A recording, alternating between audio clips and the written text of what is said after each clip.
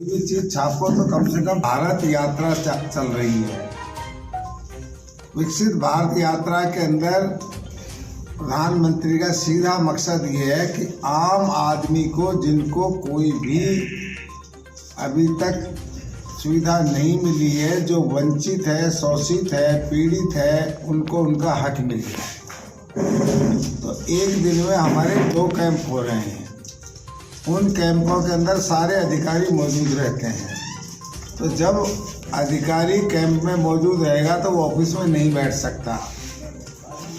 इसलिए आप लोगों ने लिख दिया कि ऑफिसों के अंदर अधिकारी नहीं बैठ सकता, क्योंकि उनको तो कैंप में जाना है। तो वहाँ पर आम आदमी को सुविधा मिल रही है। जिन महिलाओं को 450 रुपये के अंदर गैस सिलेंडर मिलेगा, तो वहाँ तो अधिकारी का रहना जरूरी है। KYC बनती है।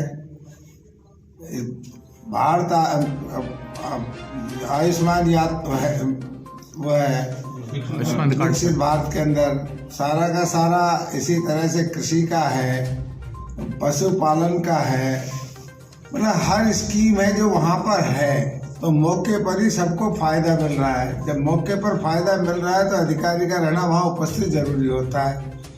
इसलिए जब तक कैंप चलेंगे, अगर किसी भी आदमी को कोई अपना इंडिविजुअल काम है, वो कैंप में जाता है तो वहाँ उसको एंटरटेन किया जाता है, उसको कोई मना नहीं किया जाता।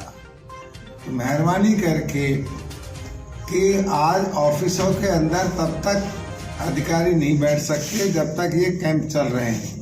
कैंप का उचित कार्य ये होता है कि हर अधिकारी वहाँ मौजूद रहे और सबको सब सुविधाएं मिले। इसलिए हमारे कैंपों के अंदर लोग नहीं रहते हैं। जो कैंप खाली कहते हैं ना कि ऑफिस खाली पड़े, ऑफिस खाली नहीं पड़े हुए, वो ऑफिस गाँवों में लगे हुए हैं। वो सारे के सारे अधिकारी गाँव के कैंपों के अंदर मौजूद रहते हैं। तो ये जो बात आती है, आप जब लिख देते हो कि ऑफिस खाली पड़े, ऑफिस तो खाली तब तक रहेंगे जब तक गाँव के अंदर अधिकारी रहेगा। तो वो ऑफिस ही हमारा, उसके अंदर सबको सुविधाएँ मिलती है। उसका मुख्य कार्य ये है। और इसी उपलक्ष्य में ये मीटिंग बुलाई है कि हम आप लोगों को बता सकें कि हमारा हर ऑफिस गांव के पंचायत हेडक्वार्टर पे जा रहा है। सारे अधिकारी जा रहे हैं। एक भी अधिकारी उसमें अनुपस्थित नहीं रह सकता। उसमें 4 जगह से मॉनिटरिंग हो रही है।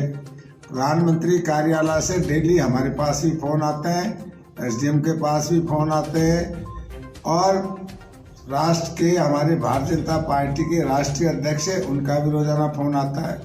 माननीय मुख्यमंत्री जी हमसे फोटो भी मंगवाते हैं कि आप वहाँ उपस्थित थे कि नहीं थे, कितने लोगों को फायदा मिला, कितनी संख्या उपस्थित थी, कितने संख्या के अंदर किन किन लोगों को क्या क्या फायदा मिला। ये सब चीज़ें रोजाना डेली मॉनिटरिंग 4 लेवल पर हो रही है। पार्टी लेवल पे हो रही है, प्रदेश लेवल पे, राष्ट्रीय लेवल पे हो रही है, प्रधानमंत्री कार्यालय से हो रही है और मुख्यमंत्री कार्यालय से हो रही है। इसलिए अधिकारी जब तक कैंप रहेंगे तब तक वो कैंपों में उनका रहना जरूरी है। वो ऑफिस में नहीं बैठेंगे। किसी को ऑफिस संबंधित काम है तो उनको वहाँ आ जाएंगे। तो अधिकारी को खुला निर्देश मिला हुआ है कि कैंप के अलावा किसी व्यक्ति को, किसी पीड़ित को कोई इमरजेंसी काम है, कहीं कोई दस्तखत कराना है, कोई सर्टिफिकेट लेना है, कोई और कुछ लेना है, तो कैंप में जाए, उसको सुविधा मिलेगी। इस उपलक्ष्य में आपको डॉक्टर साहब, अभी साधारण सभा की मीटिंग हुई है, कई अधिकारियों की मनमानी सामने आई है, जनप्रतिनिधियों ने काफी संख्या में शिकायत की, क्या कदम उठाने जा रहे हैं? इसके अंदर निश्चित रूप से आप पहली मीटिंग थी, उनको हमने कह दिया है कि मिलकर के जनप्रतिनिधि और कर्मचारी अधिकारी मिलकर ही काम करेंगे। बिना दोनों के मिले हुए विकास नहीं हो सकता। और अभी पुरानी बातें, कौन क्या था, कौन कहाँ नहीं था, पहले का जो आया है सुनने के अंदर, अधिकारी बेलगाम थे, क्योंकि हमारे पूर्व विधायक जी पंचायत समिति की साधारण सभा में आते नहीं थे। वो कर्मचारियों के ऊपर अंकुश होता नहीं था, इसलिए उनकी मनमानी चलती थी, पर अब नहीं चलेगी। मैं स्वयं इसकी मॉनिटरिंग करूंगा। जो अधिकारी काम करेगा वो यहाँ रहेगा, जो अधिकारी काम नहीं करेगा उनके खिलाफ कार्रवाई होगी, निश्चित होगी। सर, JJM योजना का जो निर्माण कार्य में जो घोटाला हुआ था, उसको लेकर भी आपने कहा, उसके लिए जांच चल रही है। इस जांच को और तेज गति से बढ़ाया जाएगा और विधानसभा के अंदर इसको और पुरजोर तरीके से उठाया जाएगा। जिले को लेकर सर काफी सारी मांगे हैं जो आपको ज्ञापन भी सौंपा गया है, कितना प्रयास रहेगा आपकी तरफ से, किस तरह? मेरी तरफ से पूरा प्रयास रहेगा। इसमें मुझे पत्रकारों का भी सहयोग की जरूरत है, जनप्रतिनिधि के भी सहयोग है, आम जनता की भी जरूरत है, क्योंकि ये जिला जो बना है ये आनन फानन में मुख्यमंत्री जी ने वोट के लिहाज से बिना सोचे समझे जिले बनाए हैं। उन्होंने सही भौगोलिक स्थिति को देखा नहीं है।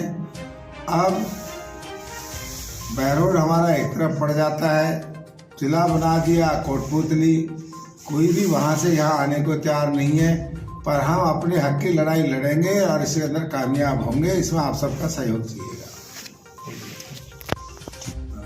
अगर वो पैसे का, अगर आपका पैसा है तो मैं चौराहे पे फांसी खा जाऊंगा, उसके बारे में क्या कहना? देखो, मैं तो नहीं चाहता विधायक साहब को लंबी उम्र मिले, और फांसी आजकल लग नहीं सकते, स्वेच्छा से कोई आदमी मृत्यु ले नहीं सकता, वो तो बहुत बड़ा गुनहगार होता है।